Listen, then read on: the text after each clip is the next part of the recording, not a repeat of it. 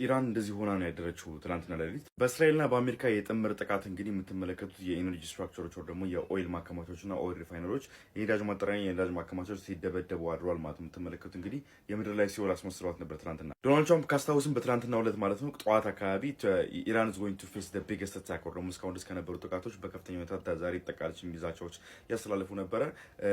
እስካሁን ከነበረው ቢገስት አለም ግን ብቻ ትልቅ ጥቃት ደርሶባታል ትናንትና። የምትመለከቱት እንግዲህ የኦይል ፊልዳቸው ደግሞ የነዳጅ ማከማቻቸው ከጠቃ በኋላ ነዳጁ አስፋልት ላይ ወጥቶ በሚፈስበት ሰዓት ላይ እሳት ይዞ እየደባ ያለበት ሁኔታ ነው። በተጨማሪ ሃይዌዎች ላይ ደግሞ ዋና ዋና መንገዶች ላይ ጀርባ የምትመለከቱት ይሄ በቃ በጣም የሚያስፈራ ሲን ነው እዛ አካባቢ ላለ ሰው ማለት ነው። እስካሁን ድረስ ትላንት የተተኮሱት ሚሳኤሎች ትላንት ወደ እስራኤል ሲቀርቡ ያየናቸውና እስራኤል አየር ላይ ሲበትን ነው ያየናቸው ሚሳኤሎች መሬት ላይ አርፈው ያረሱት ጉዳት እስካሁን ድረስ አላየ ነው። እነዚህን የመሳሰሉ የእንትኖች የክላስተር ቦምቦች እንግዲህ በትናንትናው በእስራኤል ሰማይ ላይ እንደዚህ ሲበተኑ ደግሞ በእስራኤል ሰማይ ላይ አክት ሲያደርጉ እየተመለከትናቸው ነበረ። ነገር ግን እነዚህ ሚሳኤሎች ወይ ደግሞ እነዚህ ክላስተር ቦምቦች መሬት ላይ አርፈው ያደረሱት ጉዳት እስካሁን ድረስ አልታየም።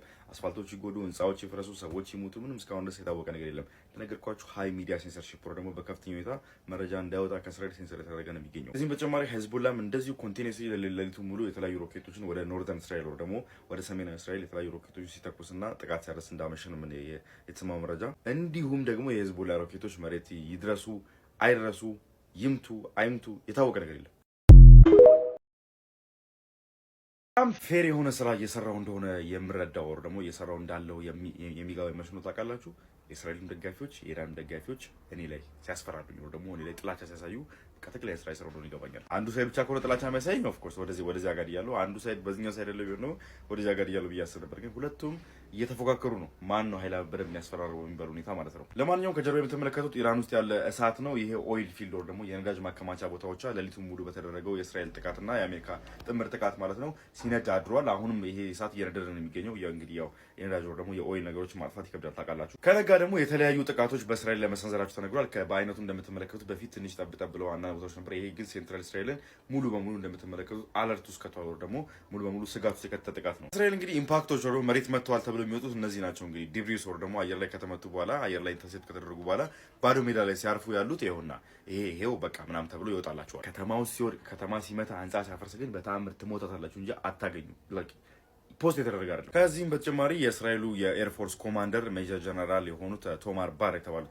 ባር የተባለው እኛው ሰውዬ ማለት ነው በተለያዩ ጥቃቶች ላይ አብሮ ጀት እያበረረ እንደተሳተፈ የተነገረ ነው የሚገኘው። ሜጀር ጀነራል ማዕረጉን ከትከሻው ላይ ልጦ እንደ ኖርማል ወታደር ወይ ደግሞ እንደ ኖርማል የአየር ላይ የጀት አብራሪ ማለት ነው ከሆኑ ነው እንግዲህ እነሱ ጋር ገብቶ ጥቃቶችን እየመራ ሊድ እያደረገ ጥቃቶችን ሲፈጽም እንደነበር የተነገረው። ባለፈው ካስታውስ እንግዲህ በኢራን ሚሳኤል ጥቃቶች ተመትተዋል ወይ ደግሞ ተገድሏል የተባለ ከኢራን ሚዲያዎች በጣም ሲወራለት የነበረ ሰው ነው የምትመለከቱት ማለት ነው። አሁንም ይሄ ቪዲዮ የሰራሁበት ባለበት ሰዓት ላይ ከኢራን የተኮሱ ባሊስቲክ ሚሳኤሎች በእስራኤል ላይ አየር ክልል ላይ እየገቡ ነው የሚገኘው። የእስራኤል ውስጥ ያሉ የተለያዩ ሳይረኖች እና የተለያዩ ማስጠንቀቂያ ደወሎች እየጮሁ ነው የሚገኙት። ሰዎችም ለመደበቅ ሼልተር ውስጥ እየገቡ ነው የሚገኙት። ግን እመኑኝ የከተማዎች ሲመቱ ቪዲዮዎች ማግኘት በጣም እየከበደ ነው የመጣው።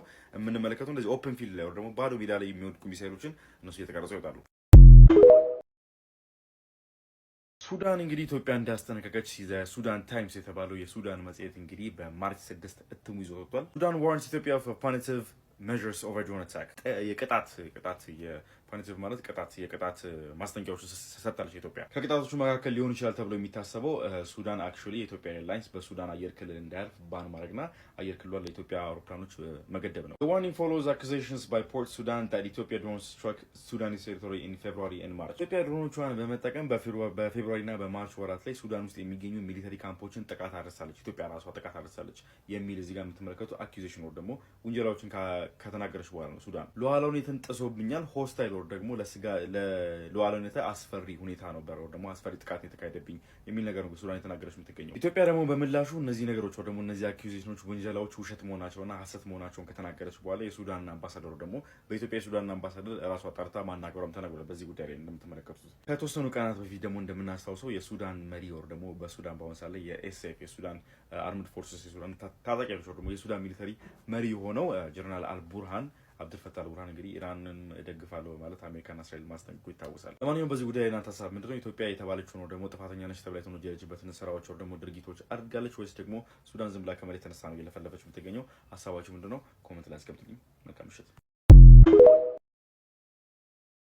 ሶስተኛ የጦር መርከብ ወደ ኢራን አቅጣጫ የተላከ እንደሆነ መረጃዎች እየወጡ ነው የሚገኙት። በአሁኑ ሰዓት ላይ ጆርጅ ሃርበርት ደብሊው ቡሽ የሚባለው ይሄኛው የምትመለከቱት ኤርክራፍት ኬሪየር ደግሞ የአውሮፕላን ጫኝ መርከብ ወደ ኢራን አቅጣጫ ደግሞ ወደ ሚድል ኢስት እየተጓዘ እንደሆነ የተነገረ የሚገኝ። በአሁኑ ሰዓት ላይ እንግዲህ በሚድል ኢስት ውስጥ ሁለት ኤርክራፍት ካሪየሮች አሉ፣ ሁለት አውሮፕላን ጫኝ መርከቦች አሉ። አንደኛው አብርሃም ሊንከን ነው፣ ሁለተኛው ደግሞ ጀራልድ አር ፎርድ የሚባለው ትልቁ የሚባለው ኤርክራፍት ካሪየር ነው። ይህ ጀራልድ አር ፎርድ የሚባለው በእነ እስራኤል አካባቢ ሆኖ እስራኤል ላይ የሚመጡ ጥቃቶችን ለመከላከል ይጠቀሙበታል ተብሎ ነበር የታሰበው። ያኛው ደግሞ አብርሃም ሊንከን የሚባለው በስንት ሰዓት ኢራን ላይ የሚደርሱ ጥቃቶችን ሰፖርት ለማድረግና ኢራን ለማጥቃት ነበረ ወደ ሌላ አቅጣጫ ይጠቁት። አሁን ግን ጀራልድ አር ፎርድ የተባለውን መርከብ ወደ ኦፌንሲቭ ወር ደግሞ ወደ ጥቃት ለመውሰድ ያስቡ ይመስላል አሜሪካኖች። የምትመለከቱት በሲዩዝ ካናል ወር ደግሞ በሲዩዝ ማቋረጫ በግብጽ በኩል እያቋረጠ ነው ወደ ቀይ ባህር እየገባ ያለበት ሁኔታ ነው። ሜዲትራኒያን መጥቶ ከሜዲትራኒያን ባህር ወደ ቀይ ባህር እየገባ ነው በአሁኑ ሰዓት ላይ። ቀይ ባህር ደግሞ እንደምትመለከቱት እንደምታውቁት እንግዲህ በቀይ ባህር በኩል አድርጎ ወደ ገልፍ ኦፍ ኢራን ወደ ገልፍ ኦፍ ኦማን ወደ ሌላ አቅጣጫ መሄድ ይችላል። ከዚህም በተጨማሪ ሁቲ አካባቢ ላይም እንደዚሁ ጥቃቶችን ለመሰንዘር ከፈለገም ያደርጋል። ታዲያ በትናንትናው ዕለት እንግዲህ አንቲሺፕ ሚሳይሎች ደግሞ ጸረ መርከብ በሆኑ ሚሳይሎች አብርሃም ሊንከን የተባለውን የጦር መርከብ ኢራን ታርጌት ማድረጓን የተናገረች ነበረ። ከምድር ላይ በሚተኮሱ ከኔቪ ሳይሆን ከምድር ላይ በሚተኮሱ ጸረ መርከብ ደግሞ አንቲሺፕ በሆኑ ሚሳይሎች ታርጌት አድርጌዋለሁ ተኩሼበታል የሚል ነገር ተናግራለች። እስካሁን ድረስ ግን ኦፊሻሊ ኮንፈርም አልተደረገም። ይመታ አይመታ እስካሁን ድረስ ኦፊሻሊ ኮንፈርም አልተደረገም፣ አልታወቀም። ኮንፈርም የሚደረጉት እንግዲህ ምድር ላይ ያሉ ታርጌቶች ናቸው።